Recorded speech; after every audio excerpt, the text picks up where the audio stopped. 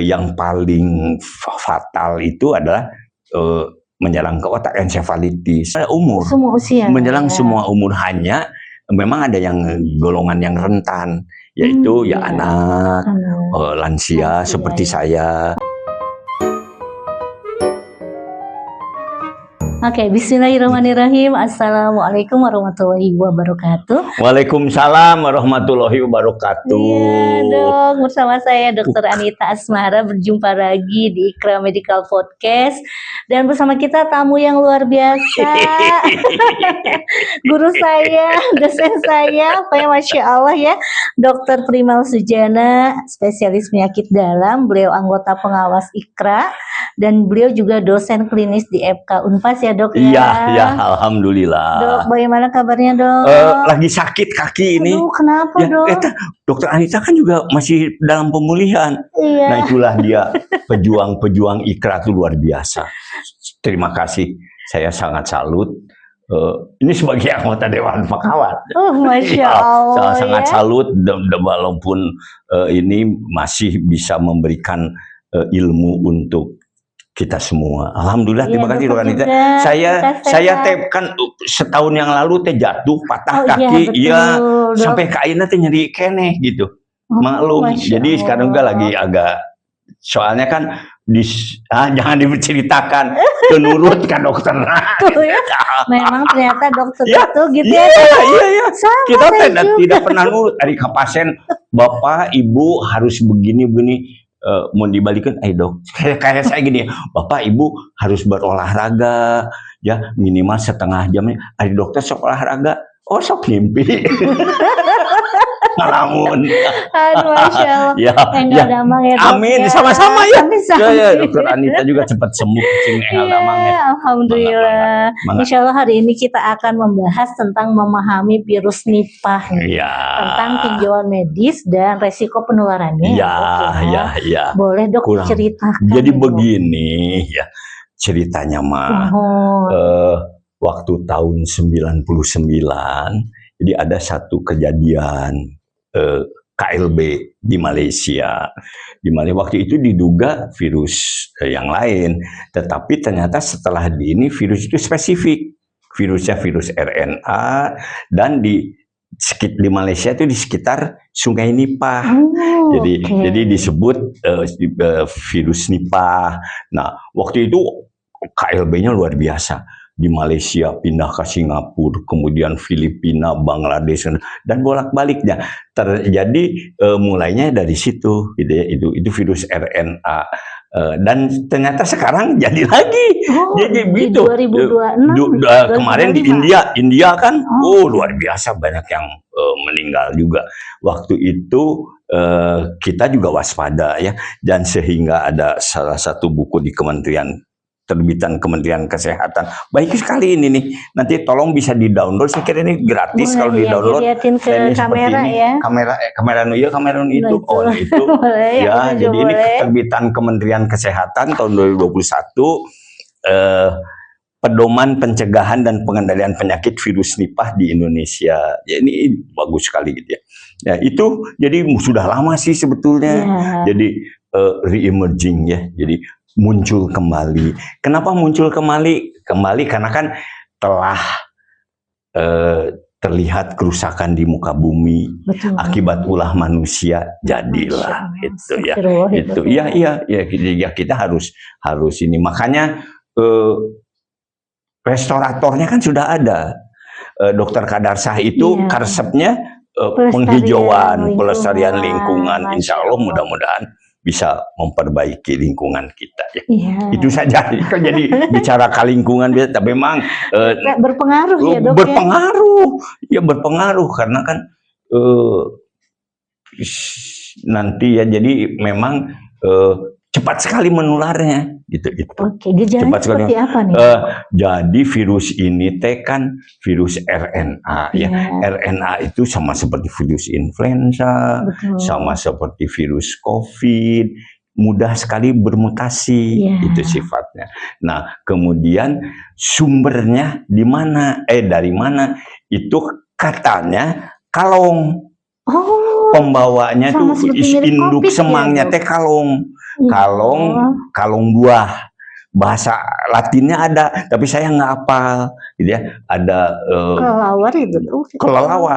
Kelelawar, kalong buah. Dia itu kan makan buah nate ragrag atau bekas kena itu dia. Jadi aya nu mulung makan kena gitu. Nah itu awalnya dari situ. Tetapi kan kontak di alam dia dengan binatang-binatang domestik tinggi. Salah satunya babi. Nah, jadi yang di Malaysia itu dari peternakan babi. Kontak dengan babi kan Singapura kan mengimpor daging babi dari Malaysia. Singapura juga kena. Jadi kalong dan babi yaitu yang menjadi binatang inangnya. Nah, kemudian menularlah ke manusia karena itu awal-awalnya mah gitu. Tapi kalau sekarang penularannya bisa selain dari kalong, kapan ada mukbang ya? Mukbang teh makan daging kalong gitu kan? Daging kalong mentah lagi kadang ya. Nggak tahu saya kalau lihat di YouTube mah sigana teh dipasakeulanya gitu kan. Ya, kemudian buah-buahan yang dimakan kalong, ekskretanya, kemudian ada babi bisa ekstraknya, kemudian binatang lain juga katanya kuda juga ada yang tertular. Kemudian manusia lah. Nah manusia itu penularannya ya lewat makanan atau gimana? Orang ke orang, lewat sekret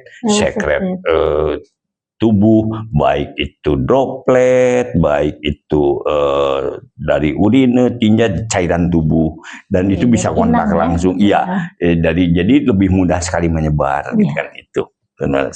Saat ini sih diketahui itu. Gejalanya selain seperti vaksin atau bagaimana? Karena kan virus, jadi gejala-gejala viral. Jadi masa inkubasinya tuh ada yang rata-rata katanya 5 sampai 14 hari, 2 mingguan ya. Masa inkubasinya, tetapi ada juga yang sampai 45 hari. Tetapi ada catatan, tidak pernah lebih dari 2 bulan. Gitu masa inkubasi. Kalau udah lebih dari 2 bulan mah mesti mikir virus yang lain. Gitu. Katanya gitu ya. Saya juga itu kemudian setelah itu ada gejala-gejala biasalah demam, meriang, sakit nelen, kemudian batuk, diare, kemudian yang paling fatal itu adalah menyerang ke otak, ensefalitis. Dan itu ensefalitis seperti yang di India kemarin banyak yang ensefalitis dan angka kematiannya luar biasa. 40 sampai 75% itu meninggal kalau kena ensefalitis. Itu ya cepat menular dan ya itu dia keluhannya teh jadi mirip ya. Sama gimana ya teh perlu naon gitu ya, kok kayak ini ada demam, ada cara rangkel, para regel, tahunya nanti macam perlu kesadaran macam jangan-jangan ini. Dan yang penting ada selalu pernah nggak berjalan-jalan, bepergian gitu, atau ada orang kayak misalnya dari India. Di kita kan banyak film India, tapi apa lewat film mengenal kan? Tapi misalnya berkunjung ke Bali atau kemana? Ada orang dengan orang di sana bawa virusnya gitu, itu kan harus ditanya biasa ya.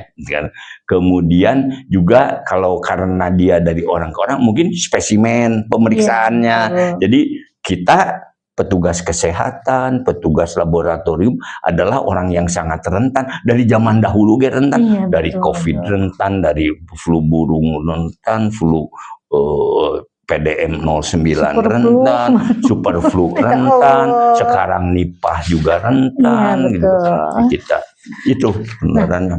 Untuk menegakkan diagnosisnya sendiri gimana nih? Kalau penegakannya kan tentu harus terkonfirmasi secara serologi, secara virusnya ketemu ya. Tetapi kan di Indonesia ini kita ada panduan. Ini saya tidak bisa, alhamdulillah saya bawa karena saya tidak hafal. Jadi kan ya ada yang suspek, ada yang probable, ada yang terkonfirmasi dan ada kontak erat. Nah, kalau yang terkonfirmasi mah pasti ketemulah virusnya. Jadi diperiksa antigennya ketemu virus Nipah. Virus Nipah, kemudian kalau yang suspek nih, suspek itu adalah yang dalam waktu, jadi ada orang dengan demam tinggi 38 derajat lebih dengan gangguan kesadaran atau misalnya dengan gangguan pernapasan, pneumonia, batuk pilek, diare, ini ditambah dengan secara epidemiologi dalam waktu 2 minggu itu bepergian ke daerah yang Anda wabah itu, wabah virus Nipah, kemudian kontak erat dengan pasiennya, jadi ada mengurusi, jadi di rumah itu kayak isep kayak COVID dulu. Kalau di rumah itu ada yang kena, jadi kita mengurusinya, kita menjadi salah satu orang yang kontak erat kan. Betul. Kontak erat, jadi kalau misalnya nanti bergejala menjadi kasusnya menjadi suspek. Kemudian kontak dengan spesimennya. Betul. Jadi tidak merawat pasiennya, tidak pernah dadah-dadahan dengan kalong gitu ya, tetapi iya, jadi kan menyuci misalnya kotoran yang itu bisa menjadi suspek. Nanti kalau sudah dibuktikan dengan pemeriksaan laboratoriumnya bisa menjadi probable dan bisa menjadi terkonfirmasi. Nah, itu dia.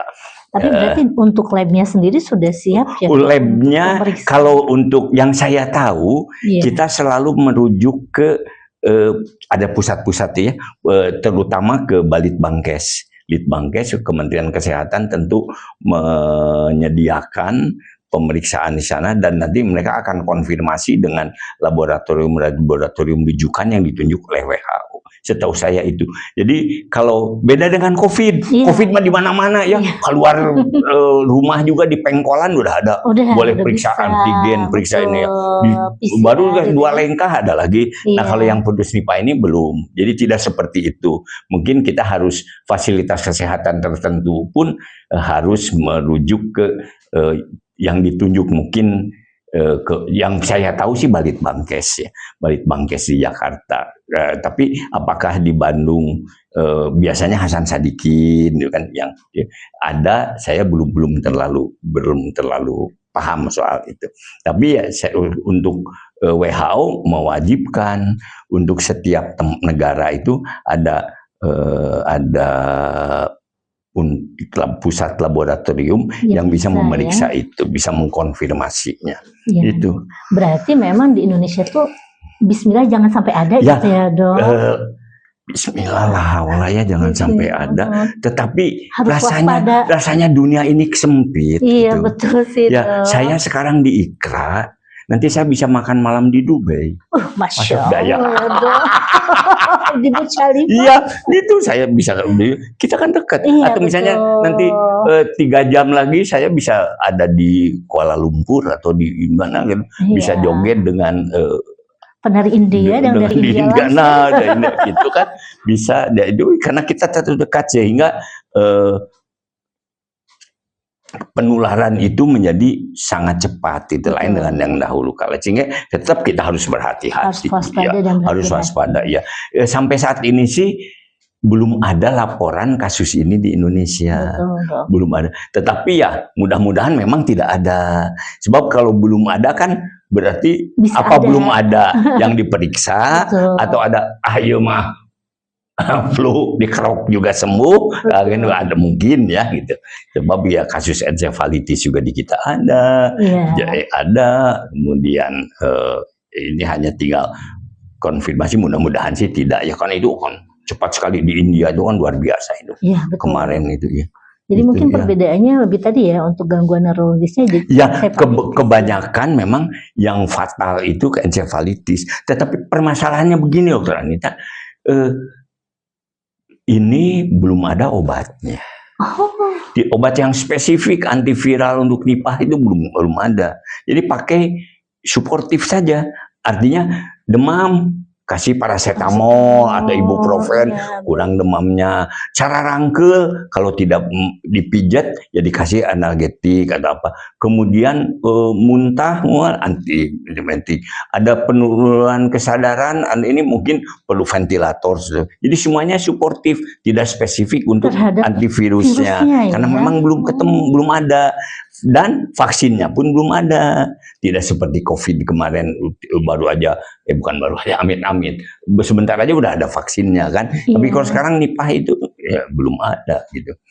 Itu yang jadi masalah. Jadi semuanya suportif, begitu kasusnya berat, kasus yang fatal encefalitis ya 75% lewat gitu. Oh, ya Allah. Innalillahi gitu 75%. Ini mah kayak berhadapan dengan COVID saat awal. Iya, waktu Delta itu, gitu, waktu Delta itu begitu ya. Iya, betul.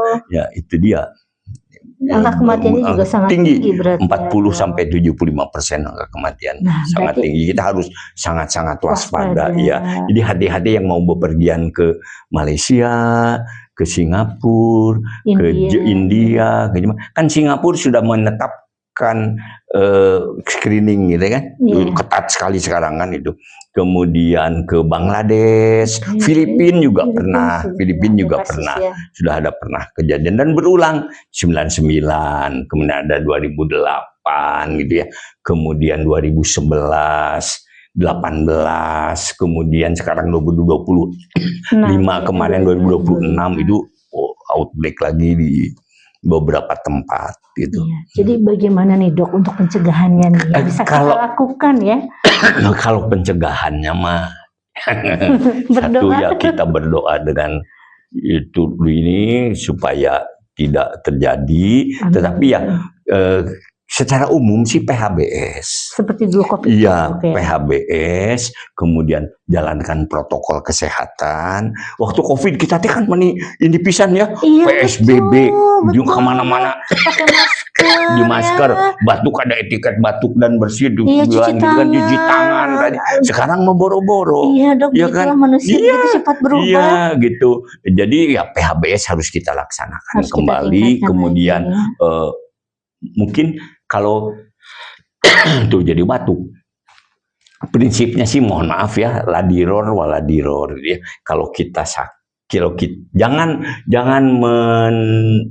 membebani, mendolimi orang lain, kita juga jangan. Jadi kalau kita sakit ya kita tahu diri, mengisolasi diri, isoman, memeriksakan. Tapi kalau ada orang yang sakit juga kita jangan sampai tertular. Lakukan prosedur-prosedur dengan sebaiknya.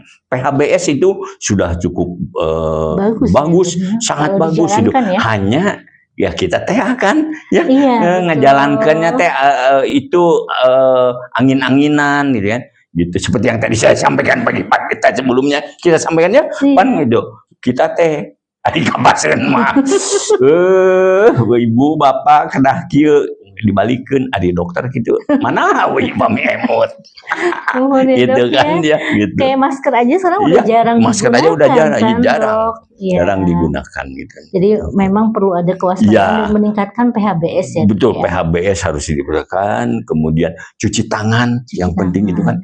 Kadang-kadang kan udah mulai jarang ya. Iya betul. Apalagi kalau ngebul keneh kan, misalnya pisang goreng panas keneh, pacoro-coro pisang gorengan 2 kita ada berlima, wah parebut gitu kan, boro-boro ingat cuci tangan kan gitu. Nah itu kita harus hati-hati aja. Nah, gitu. Untuk apakah seperti COVID harus dikarantina misalnya dia pulang dari Malaysia, dia pulang kalau ada yang sakit memang isolasi.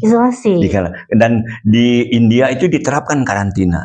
Isolasi mandiri seperti karantina, karantina diterapkan karena memang penularannya sangat cepat gitu.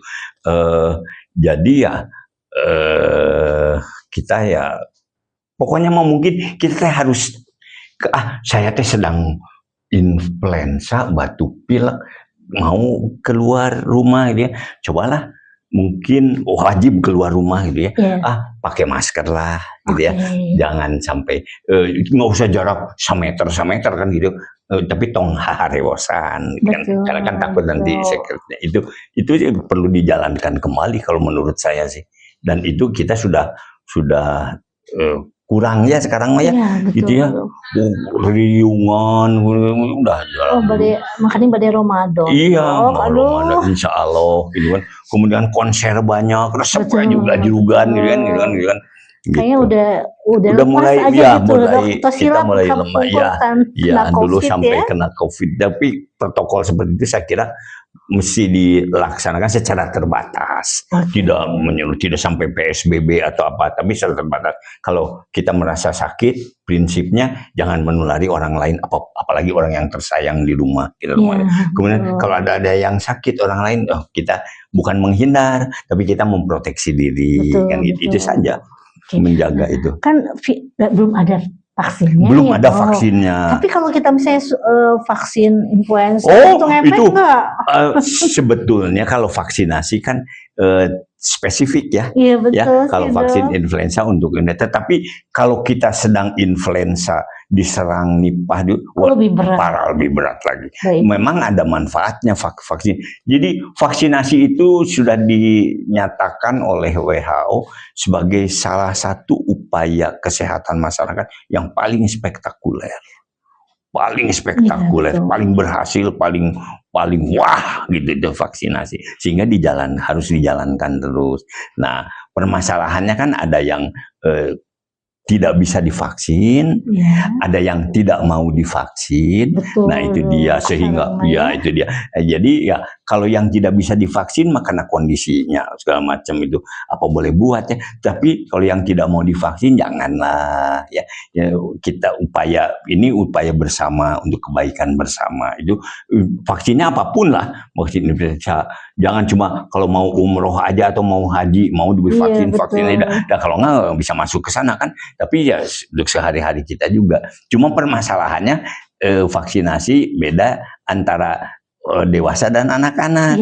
Anak-anak mah dijamin, dewasa juga ada ya, dijamin pemerintah, ada programnya. Kalau yang dewasa mah bayar sendiri, kecuali yang COVID kemarin. Betul. Tapi sekarang juga COVID kan udah bayar kan, hanya untuk golongan tertentu petugas kesehatan yang sebagaimana gitu kan itu. Dan itu mengeluarkan biaya. Jadi kalau untuk orang dewasa, kalau anak-anak mah asal mau aja dibawa ke posyandu, dibawa ke klinik, ke puskesmas, dibawa ke rumah sakit untuk vaksinasi. Insya Allah kan sudah diprogramkan itu ya. Nah virus Nipah ini sendiri ke anak-anak juga sama. Sama. Dia menyerang semua umur. Semua usia. Menyerang semua umur, hanya memang ada yang golongan yang rentan, yaitu anak, lansia seperti saya, kemudian komorbid. Saya sudah bukan lansia, saya geriatri.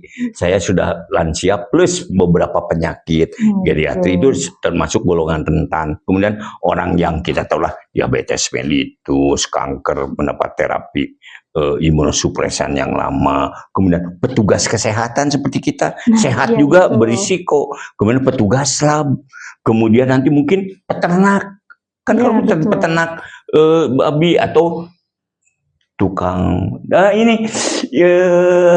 tukang nyadap bukan nyadap HP ya, tukang nyadap nira itu kan mereka naik karena kalong itu suka di situ bergelantungan di situ, nanti sih kena lodongnya bahasa Indonesianya lodong teh apa ya, itu yang penampungnya, kemudian kan niranya netes ke situ dimakan tertular itu bisa gitu ya. Jadi harus dimasak dulu.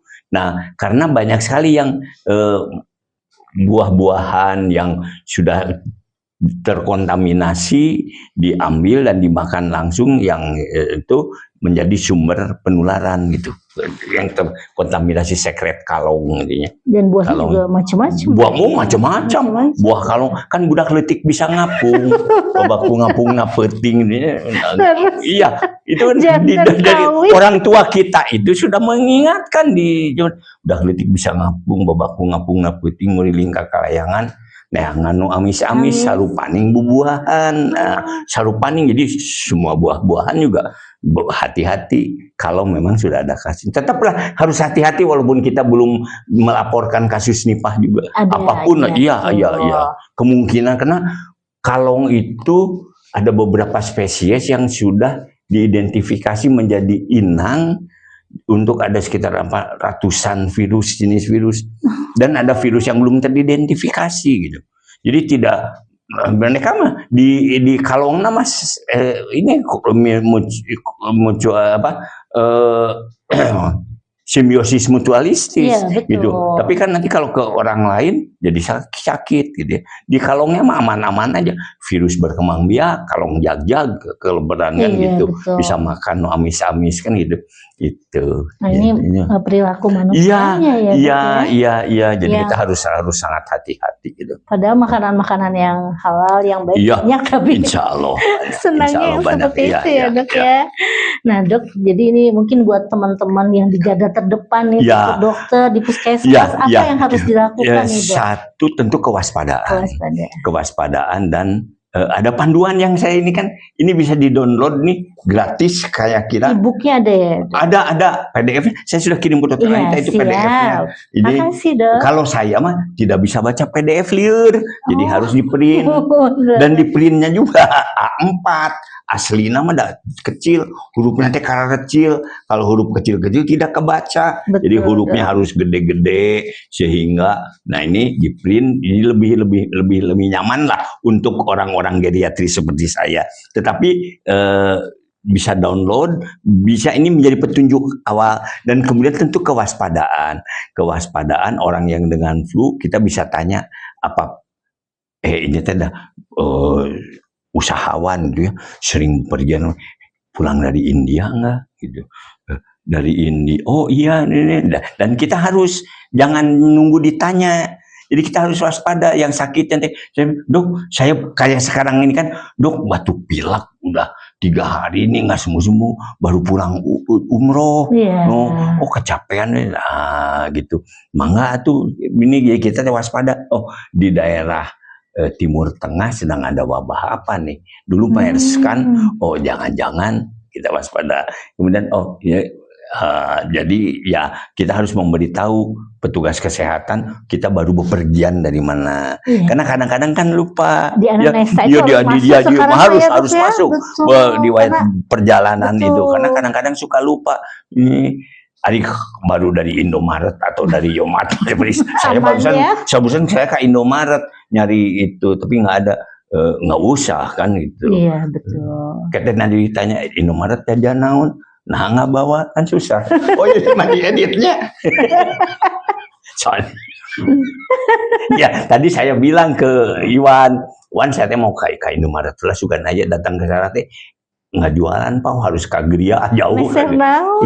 Saringan teh nanti di Gria mah jauh balik lagi kita kan kalau ngirim ribet atau ngirim naon di Indomaret. Makanya kan ribetnya. Gitu. Ya memang karena ini ya dok ya, karena kan ini mah mirip banget flu ya. Iya. Jadi kayak yang kita tuh sudah pusing. Iya, kita teh sudah udah biasa gitu ya. Flu macam. Tapi kan sekarang banyak ini. Dulu mah 3 hari teh sembuh. Betul. Nama dok tos 2 minggu, 3 minggu. Saya aja kemarin 3 minggu. Apakah itu memang efek dari COVID atau ada efek yang lain? Ya kayak kan mutasi ya. Flu makanya ada super flu itu. Nanti kita bicara ya, wah ini mah dan nanti kita bicarakan ada waktu jantung yang berflu. Karena kan mutasi virus RNA itu kan apapun gitu ya, selalu mudah sekali untuk bermutasi menyesuaikan dengan inang agar dia hidup. Jadi ya kita akan lebih sulit untuk dalam tanda petik menanggulangi secara alamiah virus-virus tersebut gitu. Iya, nah itu. Jadi untuk suportif nih dok, biar misalnya kita ada kiat nih, karena kadang flu itu bisa jadi dalam 1 tahun tuh kita berulang-ulang. Ya, nomor 1 tentu kita harus meningkatkan imunitas. Betul. Imun kita harus ditingkatkan dengan cara banyak ya. Jadi saya kadang-kadang suka malu makan yang bergizi dan makan yang baik, yang begini isi piringku ya, makan buah-buahan yang cukup dan sayuran. Tapi pilih ya sayuran teh. Aduh, ngedein. Terus kemudian makanya tidur yang cukup. Nah kita susul gitu ya. Iya, cerdik gitu. Kang Iwan juga jam 3 masih bangun ya. Oh, Masya Allah. Begadang. Mungkin bangun malam, Dok, tahajud ya. Insya Allah, mudah-mudahan. Nah gitu. Ya, jadi tidurku tidak cukup, harusnya kan 6 jam, 7 jam. Iya, boro-boro saya aja bisa tidur 2 jam, alhamdulillah. Nah, kemudian kan berolahraga secara teratur, nah, itu, dan vaksinasi. Nah, itu memang perlu upaya untuk itu. Tetapi tidak semua bisa akses ke sana, artinya orang yang dalam tanda petik yang muda-muda seperti dari Moro ini, sekarang katanya Ikra bekerja sama dengan Moro untuk ini Moro, jadi ya, lebih keren. Ada Moro gitu, makanya tadi saya begitu datang kaget, nah Kang Iwan kemana? Ini baru, tahunya lagi di dapur, naheur cai gitu kan itu.